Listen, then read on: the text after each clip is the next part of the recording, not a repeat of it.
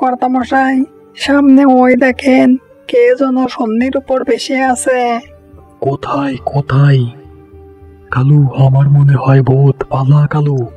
এই খবরদার, পালানোর চেষ্টা করে কোনো লাভ নেই।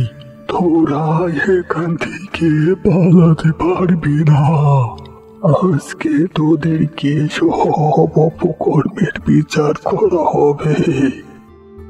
তোরা গরিব দুঃখী মানুষকে টার্গেট করে সুদের উপর টাকা দিস। খেটে খাওয়া মানুষেরা তোদের সুদের টাকা পরিশোধ করতে করতে আসল টাকা আর দিতে পারে না, যার কারণে দিন মজুর খেটে খাওয়া মানুষেরা আরো অসহায় হয়ে যায়।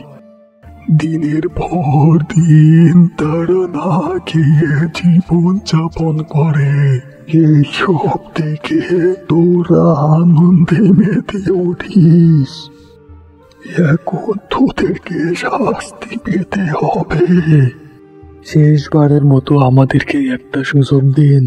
আমি আপনাকে কথা দিচ্ছি, আমরা আর কখনো এ ধরনের কাজে লিপ্ত হব না।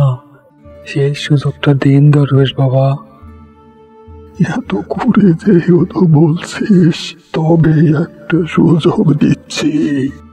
এরপর তোরা যদি ভুলে এ ধরনের কাজে লিপ্ত হস, তাহলে তোদের শাস্তি স্বরূপ থাকবে সরাসরি জাহান্নাম। এখন যা, এই সোনার ধান গাছ যেখান থেকে এনেছিস সেখানে রেখে দিয়ে আয়।